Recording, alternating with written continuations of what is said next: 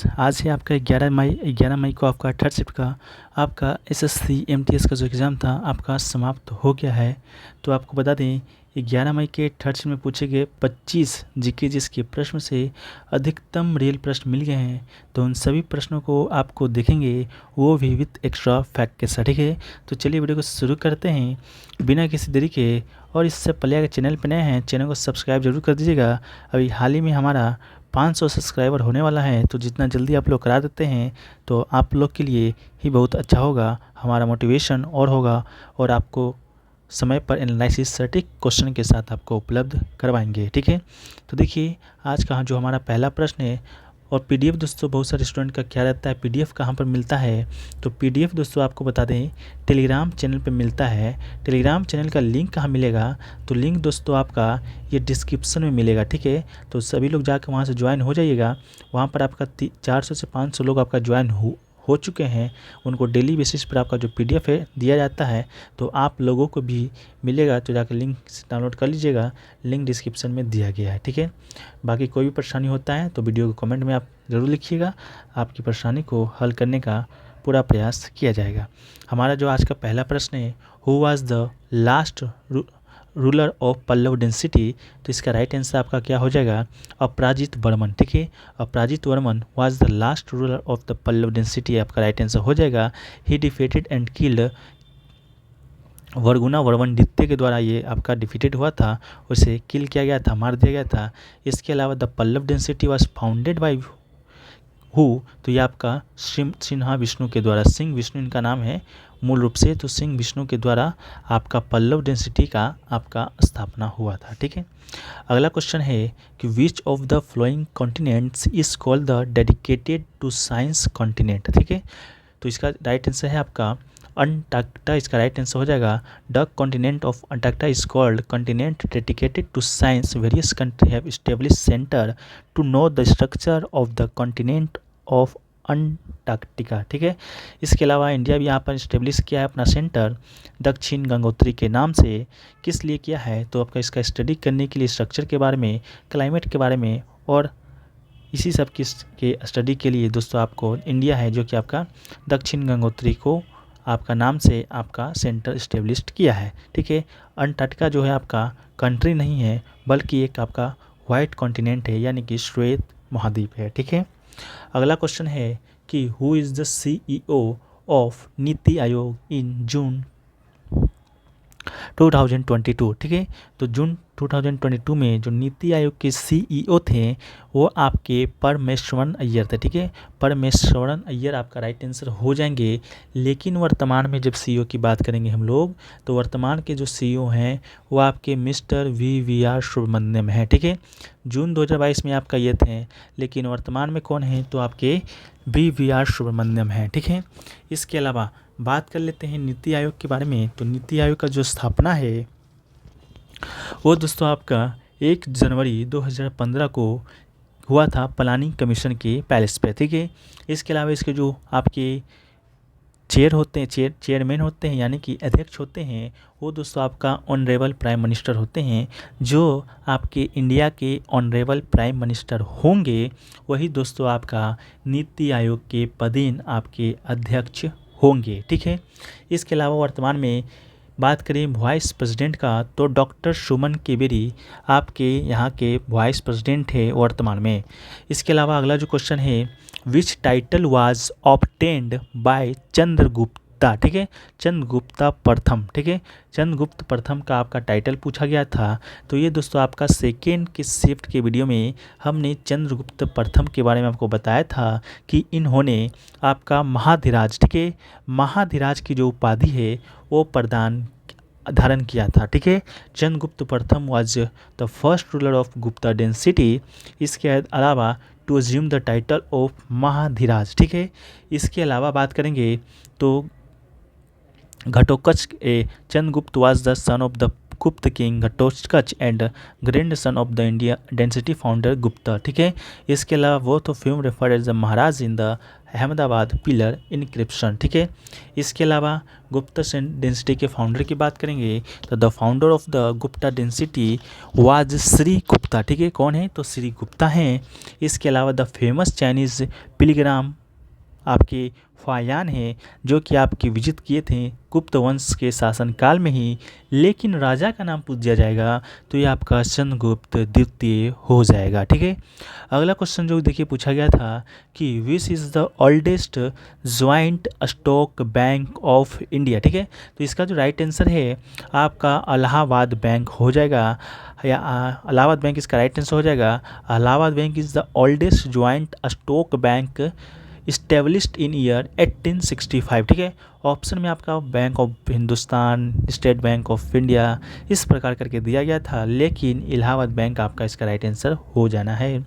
ये joint stock bank क्या कहलाता है तो a joint stock bank is a bank that has more than one share holder, ठीक है। जिसका भी एक से ज़्यादा शेयर होल्डर होगा वो आपका स्टॉक बैंक कहलाता है। इसके अलावा स्टेट बैंक की बात करेंगे तो is the oldest bank in the country which was establish in 1860 में, ठीक है। इसके अलावा अगला क्वेश्चन पूछा गया था who was the first women ruler of Delhi सल्तनत, ठीक है। तो इसका जो राइट आंसर है आपका रज़िया सुल्तान, ठीक है। रज़िया सुल्तान इसका राइट आंसर हो जाएगा। Razia Sultan was the first and only Muslim women to sit on the throne of Delhi. He succeeded her father Iltutmish and become the sultan of Delhi in 1236। He serve as the sultan of Delhi 10 October 1236 to 14 October 1214, ठीक है। तो 1236 से 1240 तक रज़िया सुल्तान ने दिल्ली सल्तनत की गद्दी पर आपका शासन किया था। अगला क्वेश्चन पूछा गया था इन hockey for how long is the parade out by giving a yellow card, यानी कि हॉकी में का कोई टूर्नामेंट होता है, जब आपका येलो कार्ड दे दिया जाएगा तो कितने देर तक अंपायर है जो कि उसको बाहर बैठा सकता है। तो 5 या 10 मिनट, यानी कि 5 या 10 मिनट तक अंपायर है जो किसको बाहर बैठा सकता है। तो ऑप्शन के अनुसार आप लोग सही कर लीजिएगा, ठीक है। For minor fouls such a pushing a player obstructing the path of the ball, the umpire gives a green card, and which is a kind of warning.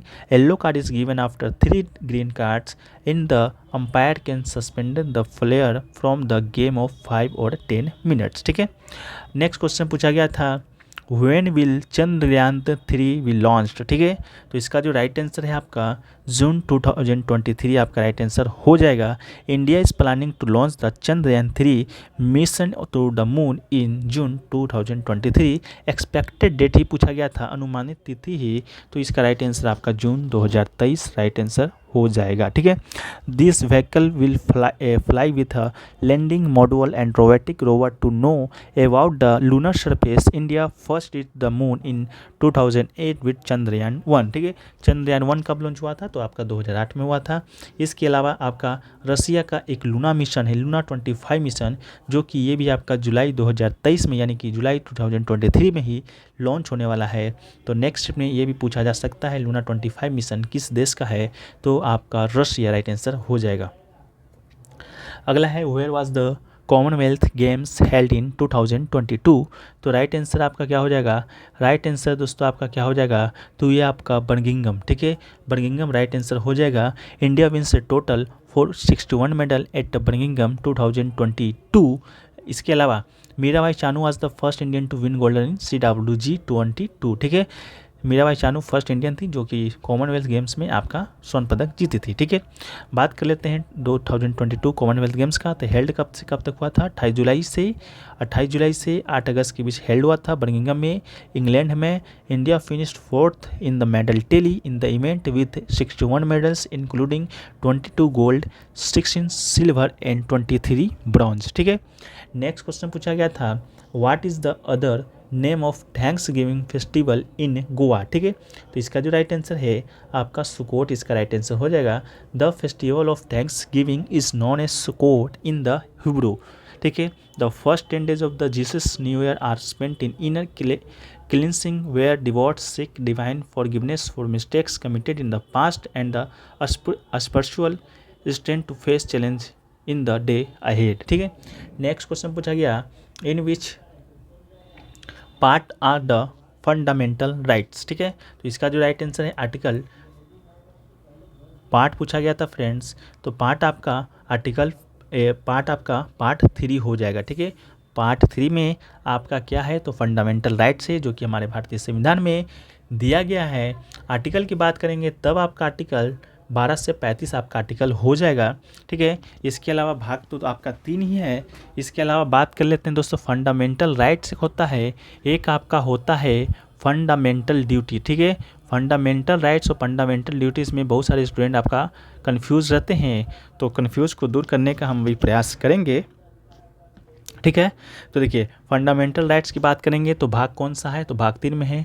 लेकिन फंडामेंटल ड्यूटीज़ की बात करेंगे तो पार्ट कौन में है, तो ये दोस्तों आपका पार्ट हो जाएगा, ये आपका पार्ट 4A हो जाएगा। ठीक है, आर्टिकल की बात हम लोग कर लिए फंडामेंटल राइट्स का 12 से 35 में है, लेकिन जब हम लोग फंडामेंटल ड्यूटीज़ की बात करेंगे तो ये आपका आर्टिकल 15(1)A में हो जाएगा। ठीक है, इसके अलावा फंडामेंटल राइट्स की बात करेंगे तो किस कंट्री से लिया गया है, तो ये आपका अमेरिका से लिया गया है, USA। ठीक है, USA के संविधान से लिया गया है, टेक ओवर किया गया है। वहीं पर फंडामेंटल ड्यूटीज़ की बात करेंगे तो इससे कहाँ से टेक ओवर किया गया है, तो ये दोस्तों आपका उस समय का तत्कालीन USSR था, अब रूस हो गया है, तो वहाँ से आपका टेक ओवर किया गया है। ठीक है, इसके अलावा बात करेंगे फंडामेंटल राइट्स तो आपके मूल संविधान में था, लेकिन फंडामेंटल ड्यूटीज़ आपका मूल संविधान में नहीं था। ये दोस्तों आपका 42 संविधान संशोधन के माध्यम से 1972 में आपका 1976 में आपका हुआ था, 1972 में शायद आपका हुआ था।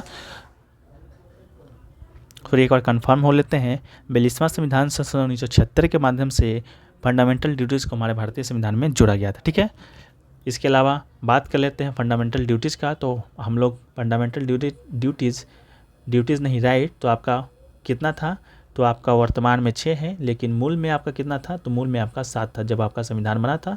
एक आपका संपत्ति का अधिकार को हटा दिया गया था, कब, 44वां संविधान संशोधन 1978 के माध्यम से। ठीक है, कौन कौन सा फंडामेंटल राइट्स है, तो पहला तो है आपका राइट टू इक्वलिटी जो कि आर्टिकल 40 to 80 है। राइट टू फ्रीडम की बात करेंगे तो आर्टिकल 90 to 22 है।